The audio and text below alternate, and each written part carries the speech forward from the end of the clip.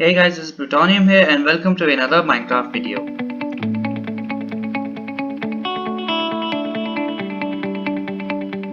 Today I am back with another new snapshot that has been released for Java edition and that is 20W20A, but that has been recently changed to 20W20B, which is on the top left corner of my F3 screen. Today morning I just checked that the new latest update that had come was 20W20A, but I would say a few hours before recording the video, I found that it has been updated to 20W20B, and I just saw that in the patch notes that there has been one small change in the new snapshot, which is 20W20B. So let's begin with showcasing of the snapshot. But before we begin, that I would like to start on an interesting note that 20W20A, I would say, because this is a video on 20W20A, that 20W20A is probably the only snapshot in the entire history of Java Edition which matches the year in which it was released, like 2020 and 20W20A, which is interesting. And to begin with, first we will start with a change which is the game mode selection menu or the game mode switcher, where you can see we can just easily change our game modes. When we press F3, we hold F3 and we press F4 to switch between our game modes, or we can just hover our mouse. So currently we are in creative mode. If we press F4, we will be switching to survival mode, then adventure, and then spectator.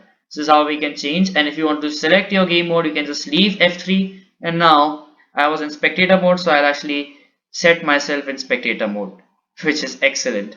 Now if I were to get back to creative mode, I can just do F3 plus N, as you all remember. But now, oops, that was a lot of spamming of 3Ns.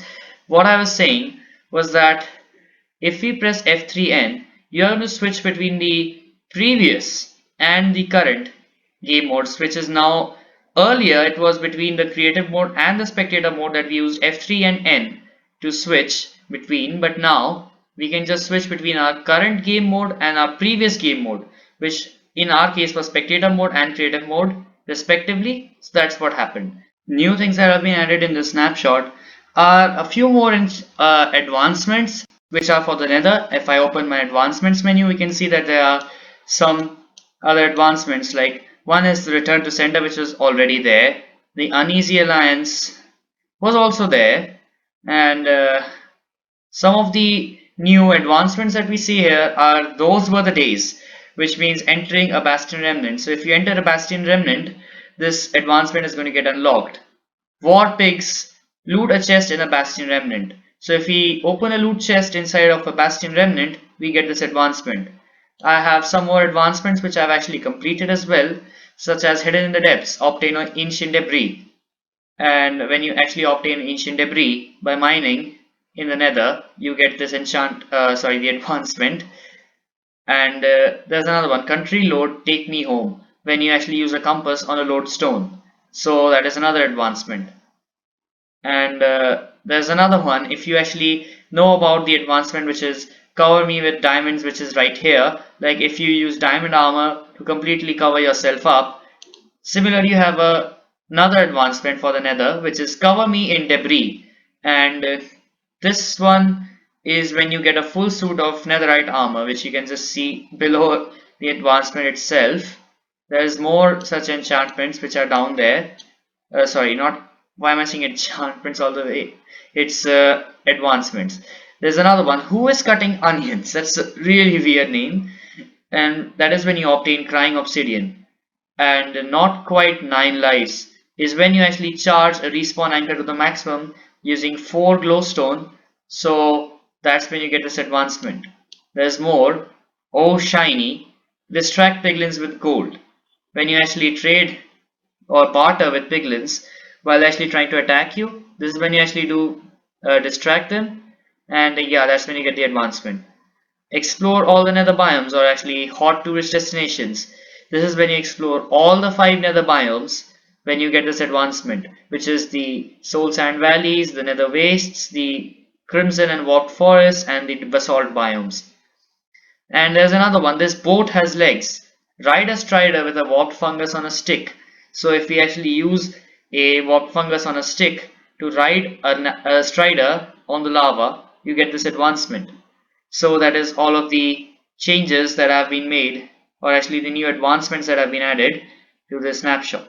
I'll be discussing about some of the patch notes of this snapshot, which will be popping up on your screen while I'll be reading them. So let's talk about some of the changes in 20W20A. The bullseye advancement now unlocks when hitting the bullseye of a target block from at least 30 meters away. So yeah, that's kind of a more difficult advancement to get. The serious dedication advancement is now awarded for obtaining a netherite hoe. Obtaining black stone now also counts for the Stone Age advancement. So actually when you mine stone using a pickaxe or actually a wooden pickaxe to begin your journey in Minecraft survival, then even if you obtain black stone, that's also going to count for advancement. Breeding striders now counts for the parrots and the bats and is now required for 2x2. The 2x2 is actually the advancement when you actually breed every kind of breedable mob using the appropriate materials. Now let's talk about the technical changes. Shulkers with no AI can now be summoned with rotation. Now in the added advancement triggers are thrown item picked up by entity.